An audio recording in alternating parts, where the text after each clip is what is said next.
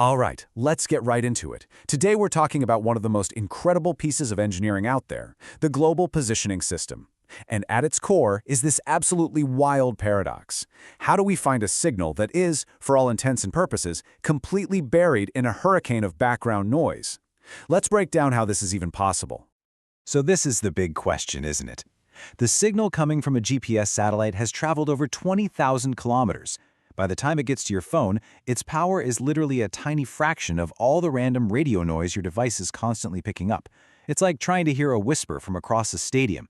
So how on earth does your receiver find that one tiny, structured signal inside all that static? To figure that out, we're going to walk through 5 key steps. First, we'll look at the signal problem itself. Then, we'll talk about the digital key that makes the whole thing work. After that, we'll see how receivers actually find that key's echo in the noise. Then we'll get into the geometry of finding your location. And finally, and this is the really cool part, we'll solve the crucial problem of time itself. Okay, so first things first. We have to appreciate just how big this problem is. We're talking about a signal that, by any normal standard, should be completely and utterly lost. This right here is the heart of the challenge. The signal power is orders of magnitude lower than the background noise. And that doesn't just mean it's a little bit weaker. No, we're talking hundreds, maybe thousands of times weaker than the noise floor. It really is the radio equivalent of trying to hear someone whisper your name from the other side of a sold-out football stadium, right as the crowd goes wild. It's an absolute nightmare from an information theory perspective. So how do you solve a problem like that? Well, you don't just try to shout louder. Instead, the engineers who designed GPS gave the signal a kind of secret handshake, a unique digital signature that a receiver knows how to look for. And that secret handshake is called a pseudo-random noise code, or PRN. Now that word pseudo is super important, because to anyone else, this long string of ones and zeros just looks like random static. But it's not. It's a deterministic, perfectly repeatable sequence.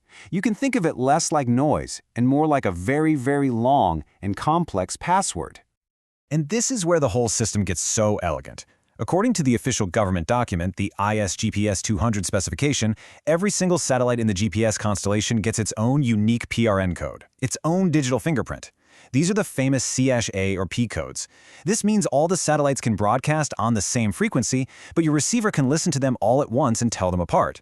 It's a technique called Code Division Multiple Access, or CDMA, and it's really the secret sauce of GPS. Okay, so the satellite is whispering this long, secret password. But how does your receiver, which is being deafened by all that background noise, actually hear it? This is where a really beautiful mathematical trick called autocorrelation comes into play. So here's how it works. Your receiver starts by just listening to the total mess of incoming radio waves, the signal plus all that noise. But it knows the password for every satellite. So it'll pick one, let's say satellite number 5, and it generates a perfect, clean copy of that satellite's unique code right inside its own circuits. Then it starts comparing. It digitally slides its clean copy back and forth against the noisy signal, checking for a match at every single instant. Now, most of the time, there's nothing. The code and the noise just cancel each other out, and you get, well, more noise.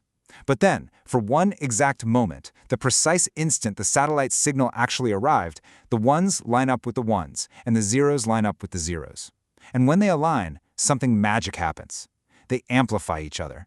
All that random noise averages out to basically nothing, but the perfectly aligned codes create this huge, unmistakable spike in the data. And just like that, the whisper is found. And the amazing part is the precision. That correlation spike is so sharp that the receiver can nail down the signal's arrival time to within a few nanoseconds. We're talking a few billionths of a second. This incredibly precise time measurement is the foundation for everything that comes next. So now we have this super accurate time of arrival for a signal from a specific satellite. How do we turn a measurement of time into a measurement of your location? Well, the answer comes down to some pretty straightforward physics and a bit of geometry you probably learned in high school. It's this simple. The satellite sends its signal at a very specific known time. Your receiver notes the time it arrives. The difference between those two times is how long the signal was traveling. And since we know the signal travels at the speed of light, which is a constant, we can just multiply that travel time by the speed of light to get a very precise distance to that satellite. Okay, so what does knowing the distance to one satellite tell us? Well, it tells us we're somewhere on the surface of a giant sphere, with that satellite at the very center. Now, let's add a second satellite. The sphere from that satellite will intersect our first sphere, and where they cross, they create a perfect circle. So now you know you're somewhere on that circle.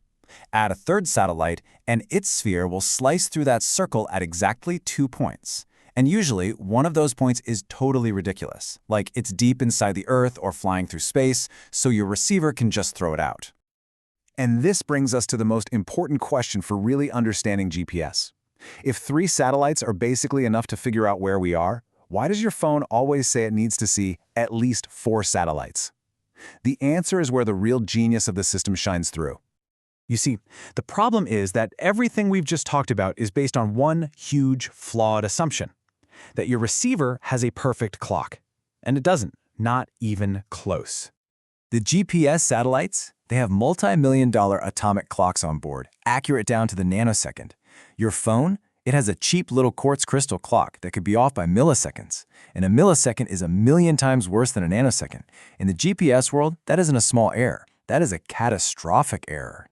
I mean, think about it. Light travels at about 300,000 kilometers a second. So if your clock is off by just 1 microsecond, 1/1,000,000th of a second, that translates to a position error of 300 meters. Your phone's clock could be off by thousands of microseconds.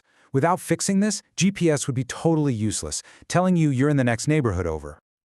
So this reveals our real problem. The receiver doesn't just need to solve for its 3 spatial coordinates, latitude, longitude, and altitude.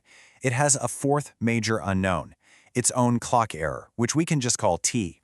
And this is where a fundamental rule of algebra comes in. To solve a system of equations for 4 unknown variables, you have to have at least 4 independent equations. Every satellite gives you 1 equation, so 3 satellites only give you 3 equations. It's just not enough to solve the problem. And that's the punchline. The signal from that 4th satellite isn't just about refining your position. It provides the 4th necessary equation that lets the receiver solve for all 4 unknowns at the same time. In one single, elegant mathematical step, it calculates your precise x, y, and z coordinates, and it calculates its own clock error t.